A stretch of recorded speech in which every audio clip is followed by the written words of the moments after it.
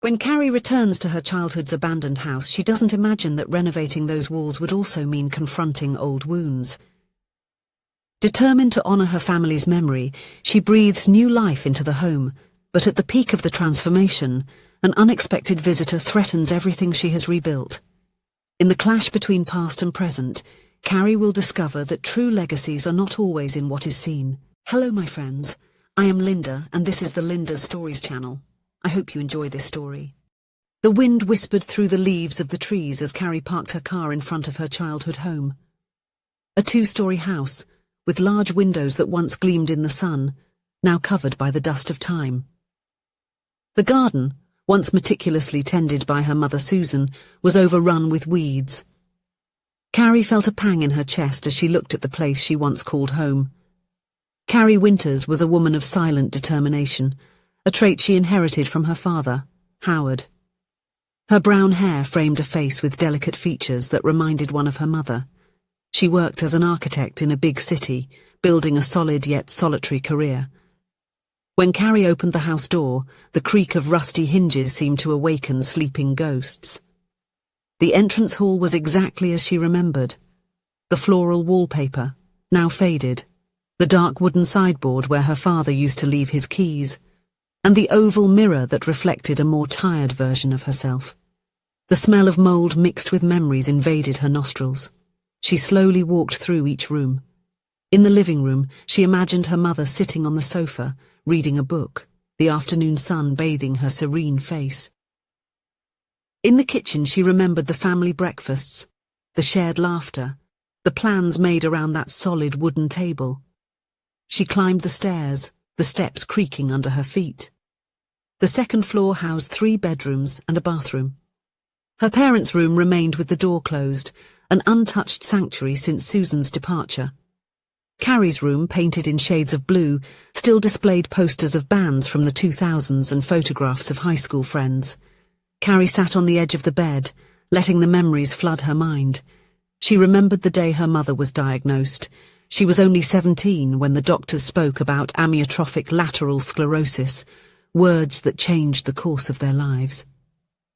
The following years were a blur of hospitals, medications, and watching her mother slowly wither away. Susan, once a vibrant woman full of life, a literature teacher beloved by her students, gradually lost control over her body. First, there were small stumbles, objects falling from her hands. Then, the difficulty in speaking, in swallowing. Finally, confined to a bed, often confused, looking at Carrie as if she were a stranger. Howard aged 10 years during that period. His grey hair, once confined to his temples, spread like snow over his head.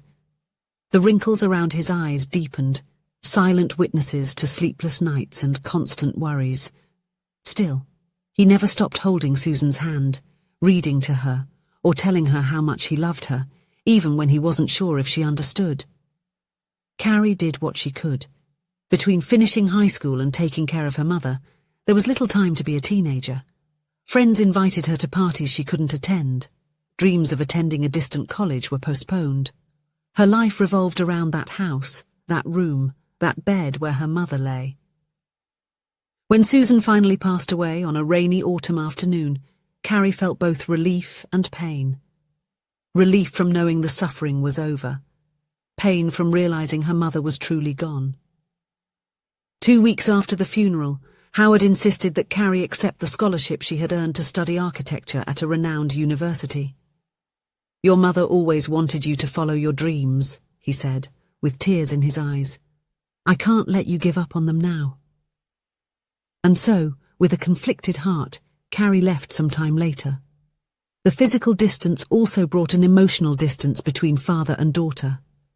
Holiday visits became awkward encounters, superficial talks about the weather and studies.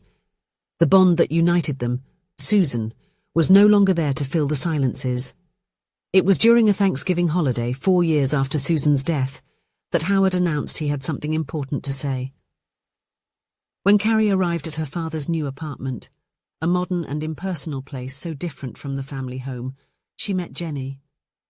Jenny Lawson was the opposite of Susan. Where her mother was discreet and elegant in her simplicity, Jenny was exuberant, with dyed blonde hair, flashy jewellery, and a loud laugh that seemed to fill the whole room.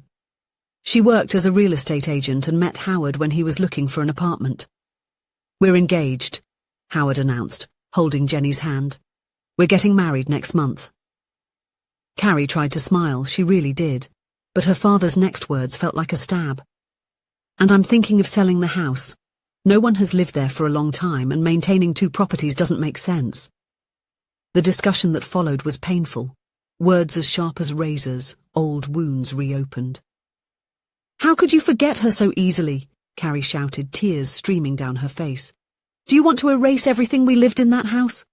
Everything Mom meant to us?" "Your mother is gone, Carrie," Howard replied, his voice trembling. "And I can't spend the rest of my life in mourning. Susan wouldn't want that." "I will not attend your wedding," were Carrie's last words before leaving her father standing in the middle of the room, his weary face showing every one of his years. The next 5 years were filled with silence, sporadic phone calls on special occasions, generic text messages. Carrie graduated, got a good job, and rented a comfortable apartment. She built a life separate from her past, although the memories haunted her on lonely nights. Until the phone call came. "Carrie, this is Jenny, your father's wife." The voice on the other end of the line sounded small, frightened. "Howard has had a stroke. He's in the hospital." Carrie's world fell apart again. She grabbed her keys and drove like mad to the hospital, her heart pounding in her chest. The sight of her father, usually strong and imposing, connected to tubes and machines, was devastating. He looked smaller, more fragile. The doctors talked about wait and see, about possible sequelae, terms Carrie was already all too familiar with. Jenny did not leave Howard's side. She slept in an uncomfortable chair, talked to him even when there was no response, adjusted his blankets, and moistened his chapped lips. Carrie watched from a distance, recognizing in those gestures the same devoted love her father had shown her mother Susan years ago. One night, while Jenny went to get coffee, Carrie was left alone with her father. She held his hand, telling him about her recent work, when she felt a slight squeeze. Howard's eyes opened, cloudy but aware. "Carrie." His voice was just a whisper. "My girl." The tears came without warning. "Dad, I'm sorry. For everything." Howard shook his head slightly. "I never forgot your mother. She was my first love and still holds a place in my heart, but I still had love inside me and found in Jenny the chance to live it." "I know, Dad," Carrie replied, holding his hand tightly. "I just didn't understand at the time. Now I do. Jenny seems like a good person." A faint smile appeared on Howard's lips. "Carrie, I didn't sell our old house. It's yours. But remember that memories don't dwell in things, but in the heart." He clasped his daughter's hand between his own, with the little strength he had left. That night, Howard passed away peacefully, as if he had been waiting just to make amends with his daughter. After the funeral, where Jenny and Carrie shared tears and hugs, the young woman decided to face the past. The house needed renovations, and who better than an architect to restore it? The following months were ones of self-discovery.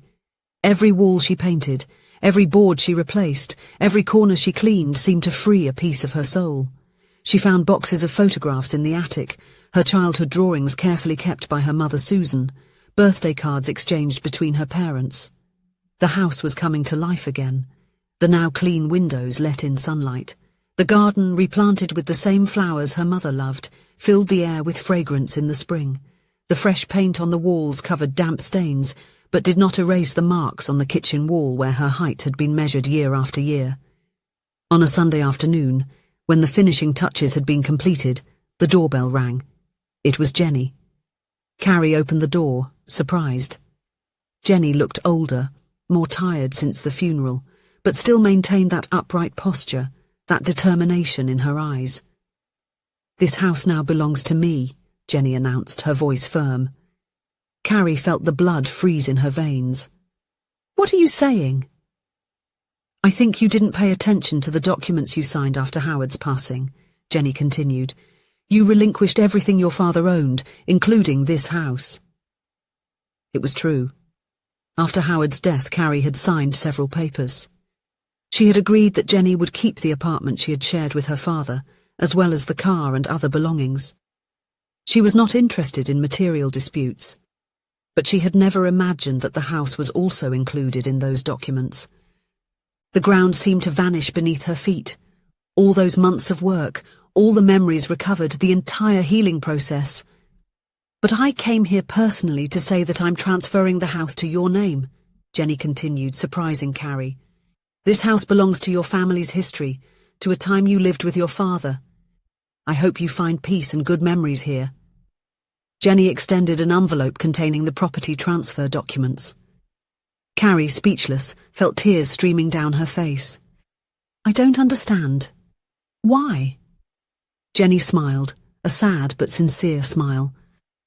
Because your father loved you, Carrie, and because I understand what it's like to lose someone you love. Before I met Howard, I lost my first husband to cancer. I know how it hurts.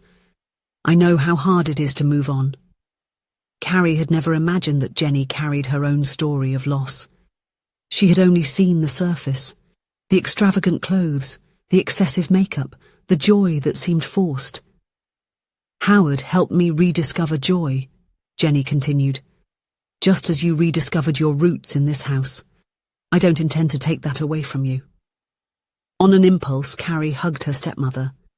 A tight hug, full of mutual understanding and silent forgiveness.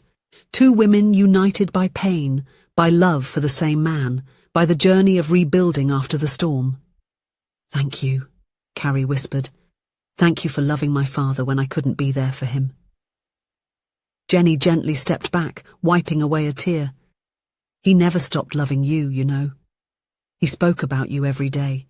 He was so proud of the woman you became. The two walked together into the renovated house. The afternoon light streamed through the windows, dancing over the new furniture, over the old family photographs that Carrie had framed and hung on the walls. It's a beautiful renovation, Jenny commented, looking around. Your father would be delighted. Do you want a coffee? Carrie offered. We can sit in the garden. The roses my mother loved are blooming again. Jenny accepted with a smile. While Carrie prepared the coffee maker in the kitchen, she looked out the window and saw a bluebird land on one of the rose bushes.